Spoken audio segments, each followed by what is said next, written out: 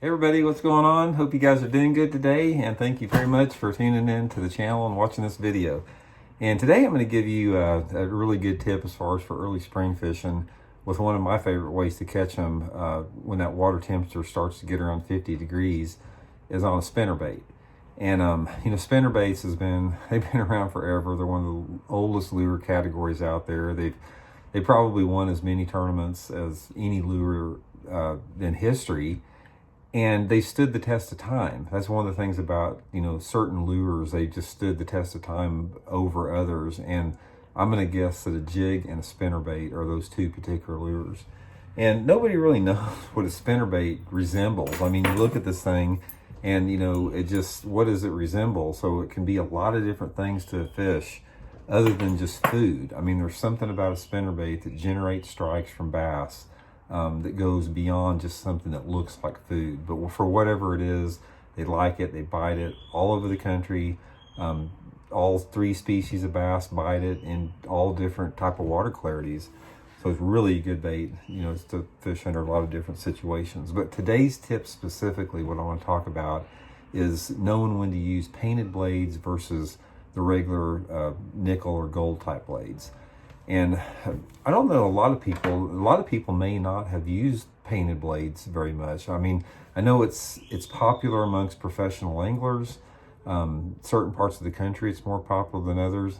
Sorry if you guys hear background noise. Elijah's getting ready. He didn't want to take his bath. He's in there screaming, and Elliot's on the piano. So got a little bit of background noise here. So anyway, as far as the painted blades, I think a lot of people maybe aren't as familiar with them or know when to fish them as much. So I'm going to sort of give you a few tips on that. First of all, spinnerbaits, we could talk. There's so many different aspects and variables surrounding spinnerbaits. We can do dozens of different, tips on spinnerbaits. So I'm not going to get really into the details like skirts and sizes, blade configurations, all that type of stuff that goes with it. I'm going to talk specifically about blade color here. Now, there's two different situations that I like some type of a painted blade. And most of the time, the blades that I use, this is just a chartreuse one here, but I use a lot of whites. I use combination of whites and chartreuses. Sometimes I'll use red blades. Sometimes I'll use orange blades. A lot of different type of blades. This is just chartreuse just for the sake of showing you what a painted blade looks like if you're not familiar with it. The times that you want to use painted blades for the most part in the pre-spawn is when you have dirty water. I mean, that's going to be a big key for it. Other times of the years, we're talking about, they can be really effective in clear water under certain situations, specifically for smallmouth bass.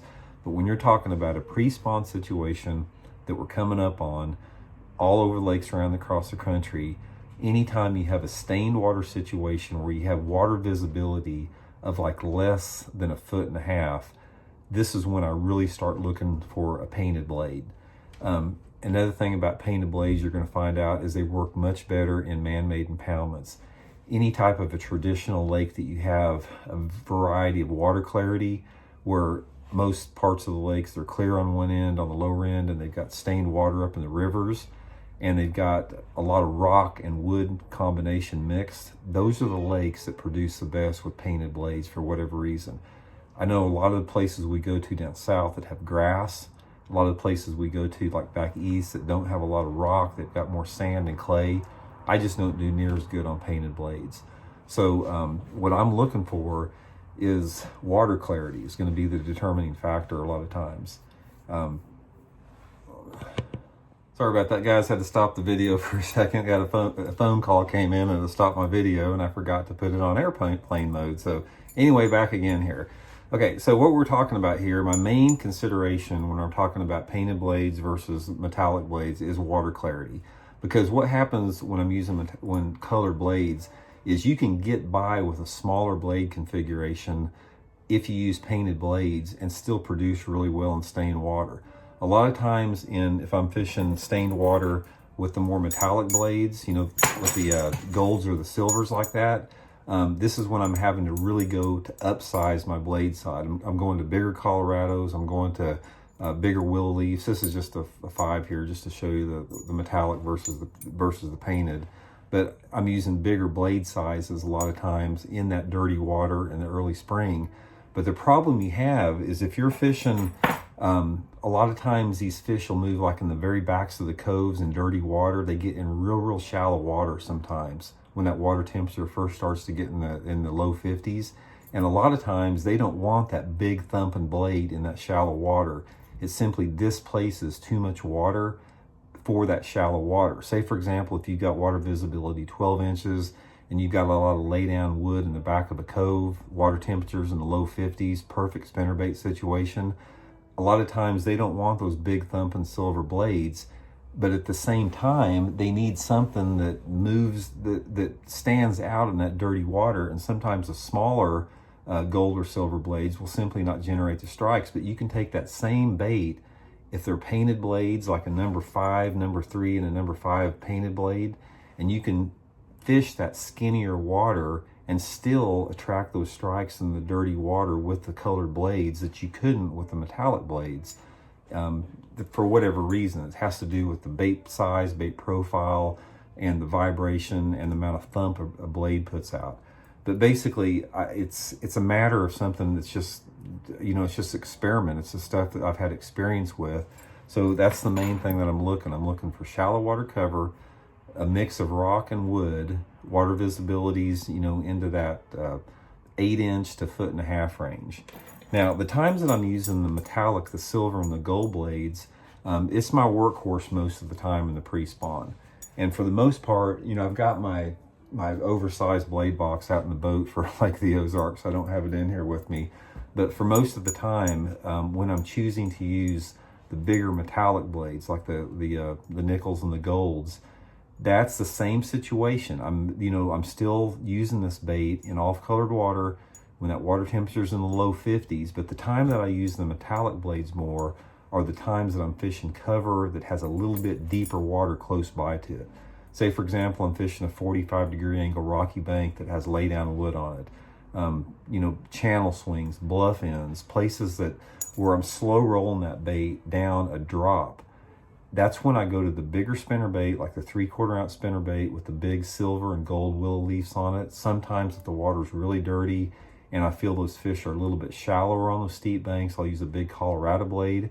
But for the most part, I'm trying to duplicate a big gizzard shad. And a lot of times those big gizzard shad, they get on those steeper banks, leading back into the creeks, leading back into the coves.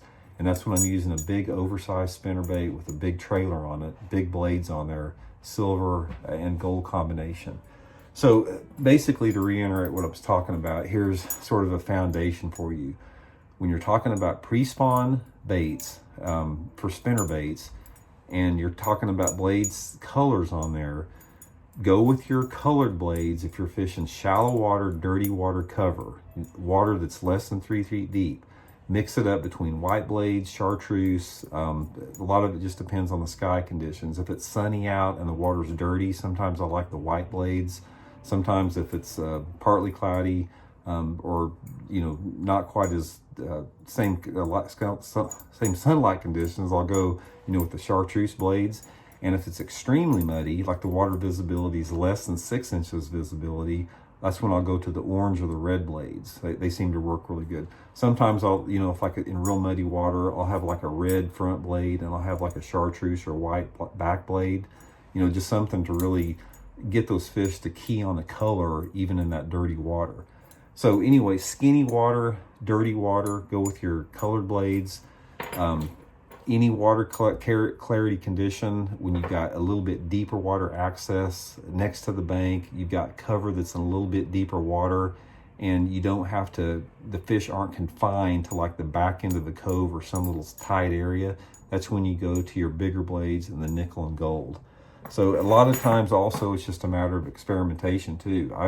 I've had some tournaments where they just prefer one color over the other. A lot of it's just experimentation. I do know one thing that I found about painted blades. This is like when they first start getting on a spinnerbait, a lot of times when the water temperature is almost a little bit too cold for what people think that they should bite a spinnerbait, a lot of times in the 40s, that is when I found out they really like a white blade. I've done really good in tournaments on double white willow leaves when that water temperature is below 50 degrees. And then as it gets above 50 degrees, it seems like the silvers and the golds start working a little bit better. Matter of just mixing and matching to try it. Basically, let the water clarity tell you the blade color, water depth, and the type of cover that you're fishing. And experiment. Have three. If you think they're on a spinnerbait bite, have 3 different setups on there. Have chartreuse blades, have a white blade. Have silver and gold blade combination. Experiment with it, try a little bit, and find out what they really want for the day. So anyway, hope that helps a little bit. I know that particular tip, it's not real definitive, and a lot of the tips that we give in fishing, they're not definitive tips. They're not like it's not like bass read a book. It's like you can't like open a book and say they're going to bite a chartreuse blade in this situation, or they're going to bite a gold and silver blade in this situation. I wish it was that easy, but it's not. The thing that I'm trying to do with you guys is I'm trying to give you guys a foundation where to begin from. And once you have that foundation, you can use your own creativity and ingenuity to expand beyond that foundation. And and that's when you come up with innovative ideas, is when you use your own twist on it. So anyway, that's today's tip. Hope you guys can use it this spring. When that water temperature starts to get 50 degrees, give it a try. Get you some chartreuse blades, some white blades, silvers and golds, and go experiment and mix it up a little bit. So anyway, I hope you guys are doing good. Thanks for tuning in. We'll be back tomorrow with another one. See you.